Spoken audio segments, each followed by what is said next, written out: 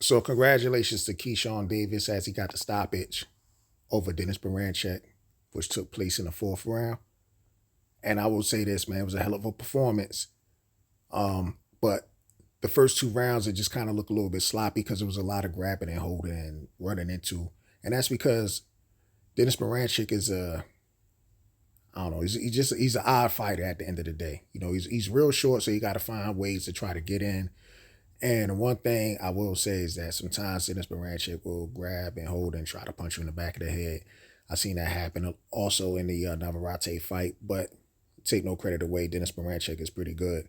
And Keyshawn Davis actually got the stoppage in the fourth round with a body shot. Now, he did manage to put Denys Berinchyk down the previous round with a body shot as well, whereas though it looked like Denys Berinchyk was already going down because he kind of fights off balance sometimes, but it was a good shot at the end of the day. Now, when the stoppage came, it was a beautiful body shot when Keyshawn basically put a combination on him and ended it with a body shot.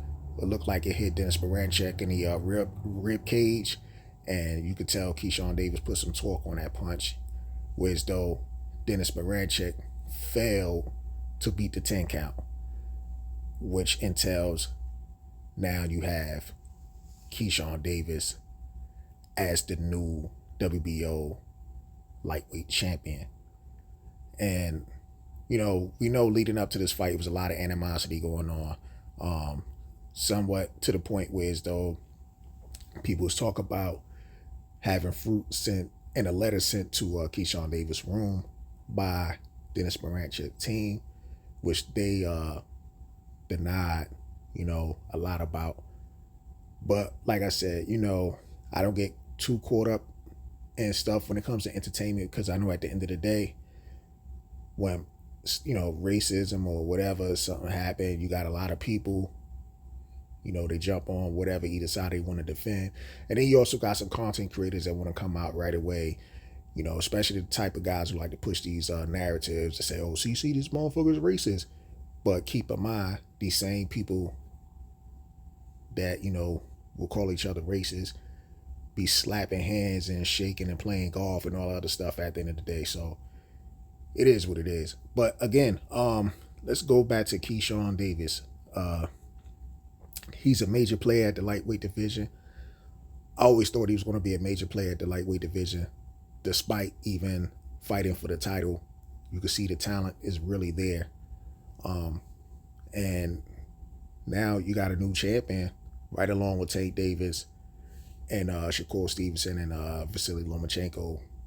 We don't know what's going to happen to Vasily Lomachenko at the end of the day, but he might retire, so it is what it is. Now, I notice a lot of people, right? Or I see some people, they quick to say, oh, he didn't call out Tank name after the fight and all that other stuff. But not too long ago, they were complaining when Keyshawn Davis was calling out Tank name in his last fight when he stopped Gustavos Lemos. People were saying, why are you calling out Tank name? You need to go fight Shakur. One of these things. Like, it's almost like they don't want to see somebody fight their hero, especially if that person is a threat.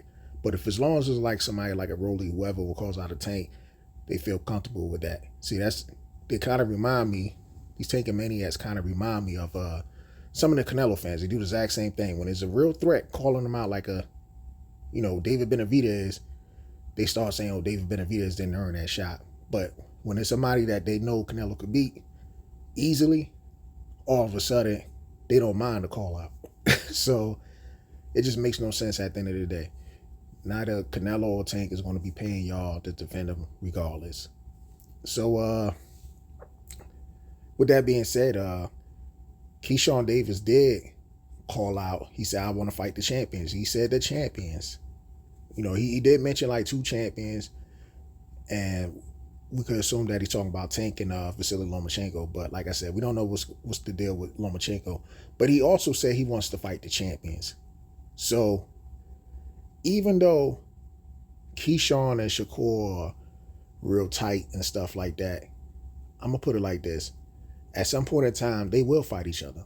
And the only reason why I say that is because let's just say somehow Tanks decides to offer Keyshawn a fight before he offers Shakur a fight. You know what that will do to Shakur, somebody like Shakur Stevenson? Especially, let's just say if Keyshawn Davis happens to beat Tank Davis. You know what that would do to the mindset of a Shakur Stevenson, especially if he's still at the weight class? It's going to make him seem a little jealous of Keyshawn Davis because Keyshawn Davis is getting the shine. And the fact of the matter, that fight could still happen. It could still happen at the end of the day. But we never know. However, like I said, this division is pretty deep. It's real deep. You still got up and coming fighters like an Andy Cruz and, you know, some other guys, you know. And this could really make this weight class really interesting. I mean, despite, remember before they was talking about the so-called four kings that a lot of these dudes didn't even face each other unless it was like somebody like a Ryan Garcia, and he had to face two of them, one at a catch weight and one at 140. You know what I'm saying? He lost to Tank by stoppage, and he gets a controversial win over Devin Haney. And the only reason why I label it controversial is because it was later overturned because of his PED usage of Ostarine. So again, T.O. never fought none of the guys. And there go your so-called four kings. However, a lot of these fights could still happen. I'm not sure as far as with the Tank situation with the so-called four kings, because it doesn't look like Tank is moving up anytime soon as far as remaining up there. You know what I'm saying? Remaining in the division, leaving the lightweight division. But at the end of the day, we still got great champions and great contenders at the 135-pound division, which these guys could actually fight one another. So let's see if that could happen. But anyway, let me go back to the Keyshawn Davis situation. Keyshawn, like I said, great guy. He kept his composure leading up to the fight. Didn't let all the distractions get to him. And he executed the game plan like the businessman that he is. This guy's actually starting to get a good following. You know what I'm saying? He was already getting a good following anyway, but now that he has the belt, he can really get a good following now. You know what I'm saying? Because the man does know how to promote himself. He's an exciting fighter to watch. A lot of people underestimate the defense of a Keyshawn Davis because he is a little bit too offensive. But at the end of the day, is that I never really see Keyshawn Davis get hit like that outside of the Amir Albright situation. You know what I'm saying? When he got caught that one time in a fight he was dominating. But the man is there. And hopefully we could get the big fights in the future just within the lightweight division, period. So other than that, that's all I got.